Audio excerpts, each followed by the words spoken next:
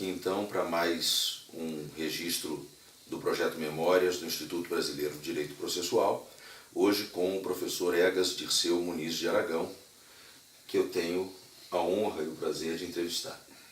Professor Egas, para começar, como este é o Projeto Memórias, eu gostaria que o senhor falasse um pouquinho sobre a sua formação no direito. A minha formação é precária na faculdade, porque a nossa faculdade, naquele tempo, não dava um curso à altura das necessidades. De modo que o que eu vim a aprender mesmo foi posteriormente. Tanto que eu nunca assisti uma aula de processo civil na faculdade. Dizia o Alfredo Buzzati que foi a minha sorte, o que é uma maldade para como professor. Mas realmente eu nunca assisti uma aula. A primeira série de conferências que deram uma ideia do processo civil foi do Eduardo Couturi, aqui em 1957, por aí, que eu assisti. Aí tive, então, alguém que traçasse rumos pelas palestras notáveis que fez. Bom, que a minha formação é precária. E depois disso, já formado, por que o processo civil? Aí é o acaso. Eu fui assistir um concurso de docência livre na faculdade e pensei comigo, se concurso é isso, eu também faço. E me pus a estudar, empenhado naturalmente, aí com seriedade, eu tracei um plano de estudo de 8 horas por dia, 8 horas marcadas no relógio, não são aquelas 8 horas que a pessoa diz que fez, quando na verdade fez 3 ou 4 só, pagando no dia seguinte o que faltara na véspera, estudando no sábado e no domingo, pela manhã, à tarde era para a família. E então preparei-me por conta própria para poder prestar o concurso na faculdade. E deu certo. Em 1958, em novembro, eu fui aprovado em concurso de docência livre, com pelo menos um examinador que naquela época assustava, que era o José Frederico Marques. Ficou muito meu amigo depois desse concurso. Isso foi em 1958, que é o ano da fundação do IBDP. Ele foi fundado em Porto Alegre, numa ocasião em que houve qualquer coisa lá, eu não me lembro mais o que aqui estiveram presentes o Buzaide, o Vidigal, o Frederico. Parece que os outros eram lá de Porto Alegre mesmo, o Galeno, o Marcos Santiago, que eu não cheguei a conhecer. Foi em Porto Alegre que nasceu o Instituto. E dessa época da fundação do Instituto, o que o senhor pode nos contar? Algum evento que o Instituto tenha feito de importante? Alguma publicação? O Instituto teve pretensões que não conseguiu levar adiante, inclusive publicar uma revista, da qual saíram alguns números somente. Que era a revista de Direito Processual Civil, saía pela Saraiva, se não me engano. Exatamente. Eu até contribuí para ela com um estudo sobre o agravo regimental, se não me engano foi esse. E nessa época estava em vigor o Código de Processo Civil de 39. Sim. E o senhor viveu a transição para o Código de 73. Sim. Nós agora estamos vivendo a transição do de 73 para o de 2015. O que o senhor lembra daquela transição, de 39 para 73? Bom, o Código de 39, comparativamente aos códigos estaduais, era muito bom.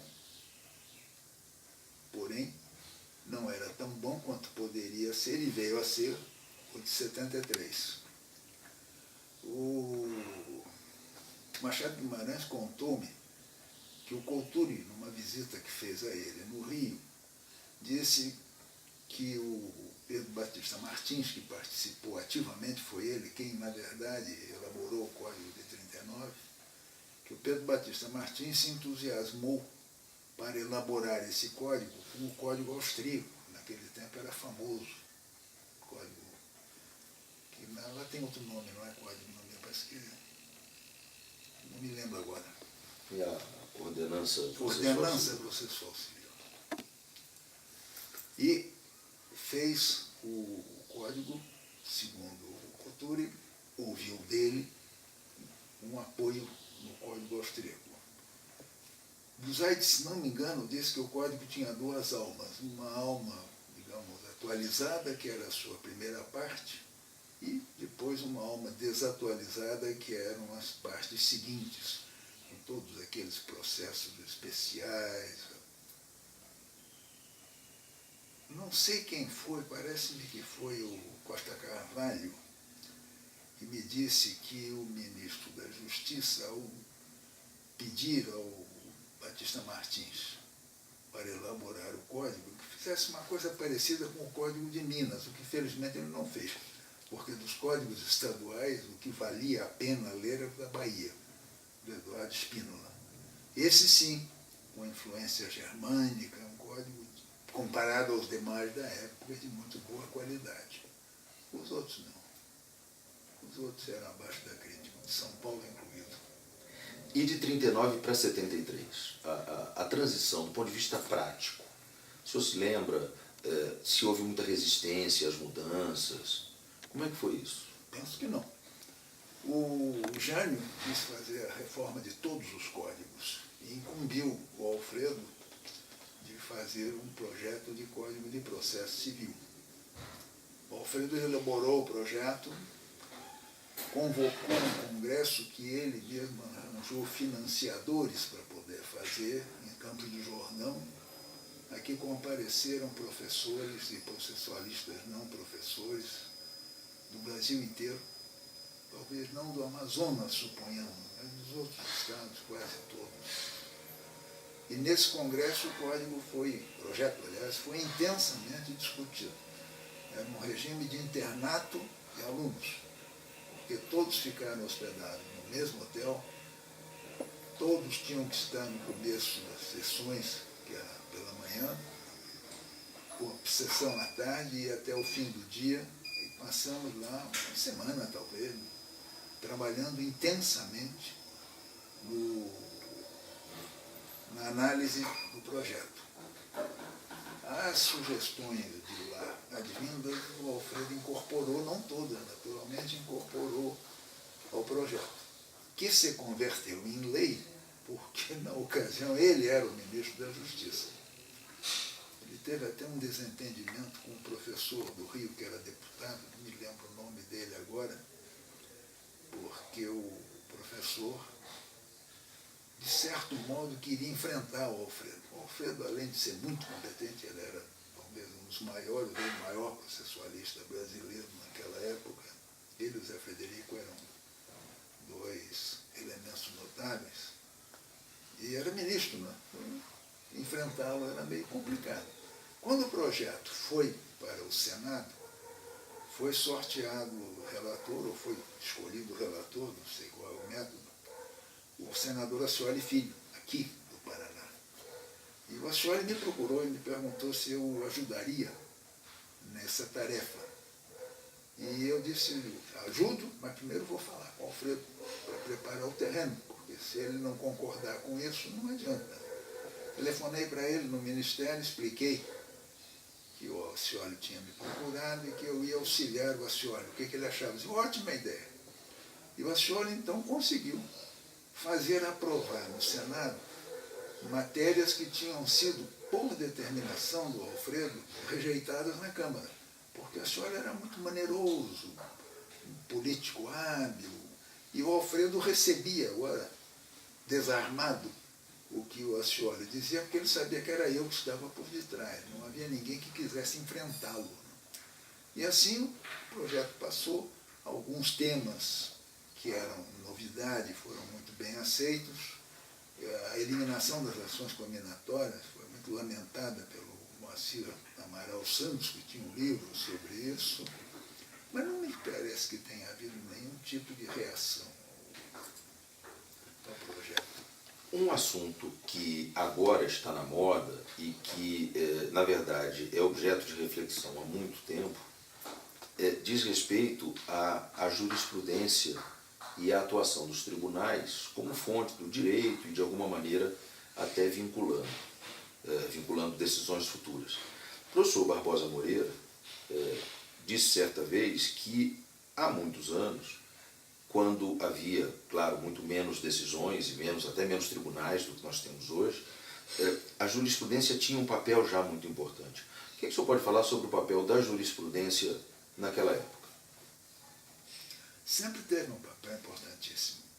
Há um estudo do Liebman, que está publicado na revista Forense, não me lembro, mais ou menos dos anos 40 para 50, em que ele faz uma comparação da nossa orientação jurídica com a orientação dos países da Common Law.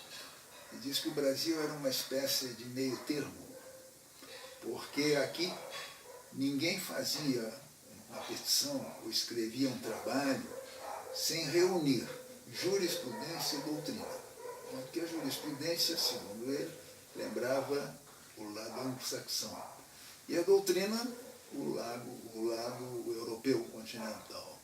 Então veja que a jurisprudência, já naquele tempo, era muito importante. Fazia-se sempre com dois apoios, tudo que era preciso escrever. Direito, doutrina e direito, jurisprudência. Sempre foi assim.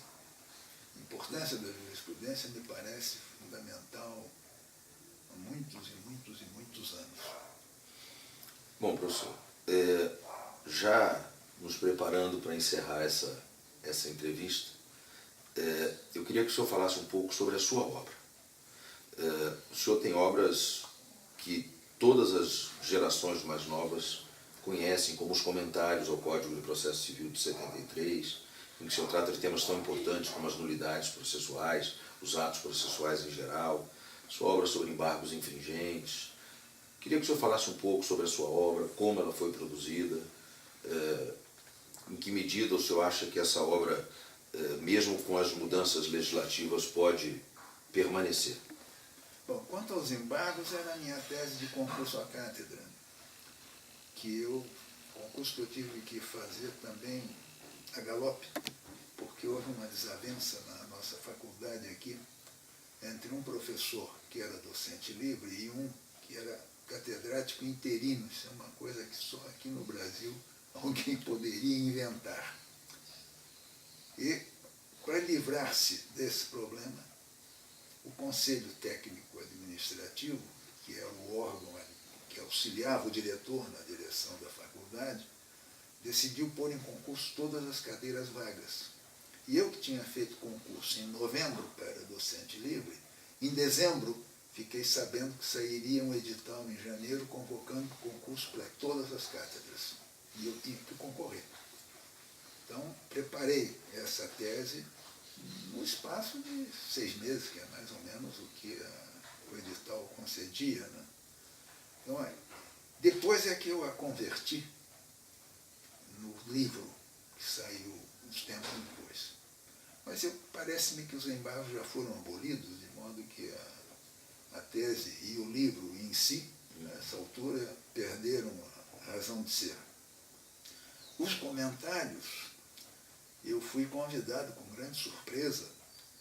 Depois eu atinei que talvez o Hamilton de Moraes e Barros, que era muito amigo do Rui de Castro, que era um coronel do Exército, que o Bilac Pinto convidou para dirigir administrativamente a Forense, porque ele tinha feito isso com uma revista militar, eu não me lembro de que órgão militar, que ele era o diretor da revista. E penso que o Hamilton sugeriu o meu nome, que eu imagino, porque esse coronel me conhecia, obviamente ele era muito ligado ao Hamilton, suponho, portanto, que o Hamilton foi quem indicou o meu nome.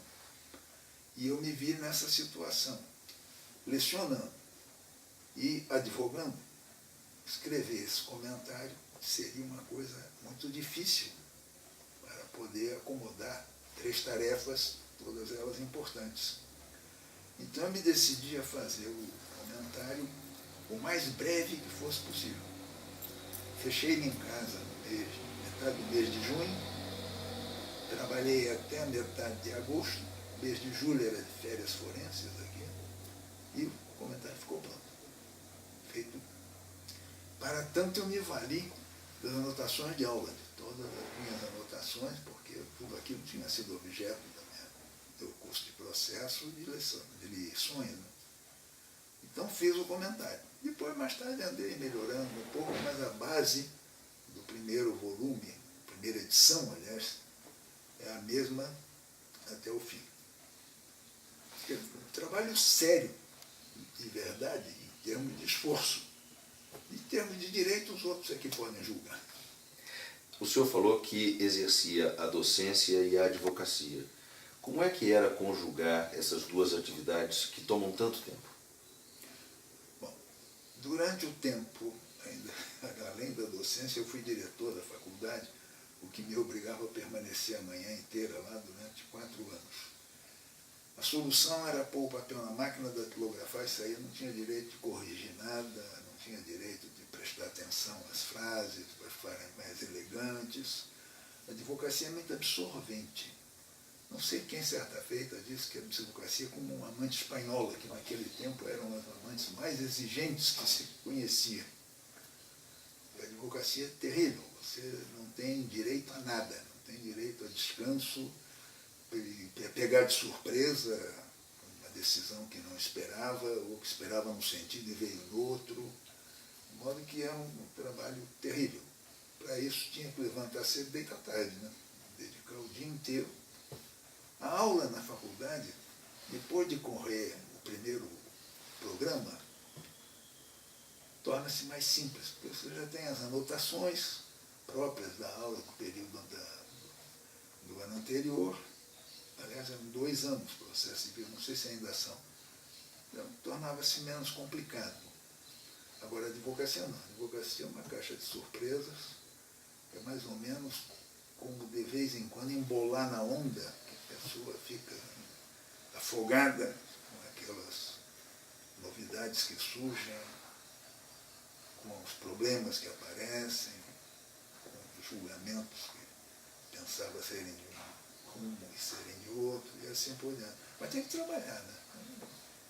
Eu nunca fui de levantar às 5 da manhã como o Zaide, tampouco tive a felicidade do Zé Frederico, que era capaz de deitar às 8, dormir até 1, acordar e trabalhar da 1 às 6 no escritório. Isso eu não conseguiria fazer de jeito nenhum. Mas assim mesmo, tem que empregar o tempo com atenção e com eficiência, né? Eu acho que a receita é essa. Bom, professor, mais alguma coisa que o senhor queira acrescentar, que o senhor queira deixar registrado para o nosso projeto Memórias? Há uma coisa de que eu sou um pouco orgulhoso. É o sucesso que eu obtive lecionando o processo aqui, refletido nos que foram meus alunos ou alunos dos meus alunos e que se destacaram no comentário que a revista, se não me engano foi a revista dos tribunais, publicou do Código de Processo de 73, vários volumes são de ex-alunos meus aqui. Eles se entusiasmaram pelo processo, o que antes não acontecia. Antes aqui ninguém... Atirando o Hugo Simas, que fez um comentário no Código de 39, mas o Hugo Simas, se não me engano, era professor de economia política aqui. Ele não era professor de processo civil, era desembargador aqui, nomeado pelo Quinto. Mas, fora disso, o estudo do processo civil na faculdade era abaixo de qualquer crítica. E depois do senhor Depois eu consegui criar um entusiasmo que se reflete, por exemplo, na doutora Rogéria, que é filha de um penalista, e, no entanto, se dedica a processo civil. E tantos outros processualistas que o Paraná tem hoje. Todos eles nasceram do esforço que eu fiz para lecionar e cativar o aluno pela seriedade do comportamento do professor perante eles ao longo dos anos. Esse ponto, já comentei isso certa feita numa palestra, porque não há nada melhor para o professor do que ver os seus ex-alunos subirem e brilharem. E a gente vê que o senhor realmente tem orgulho desse trabalho que foi tão bem feito. Se foi bem feito, eu não sei, mas teve bom resultado. Professor Egas, muito obrigado. O IBDP agradece por esse registro e tenho certeza que para mim foi uma imensa honra ter estado aqui, ter podido participar dessa conversa. Muito obrigado. O prazer é meu de vocês se lembrarem de mim ainda. Lembraremos sempre, professor, tenho certeza.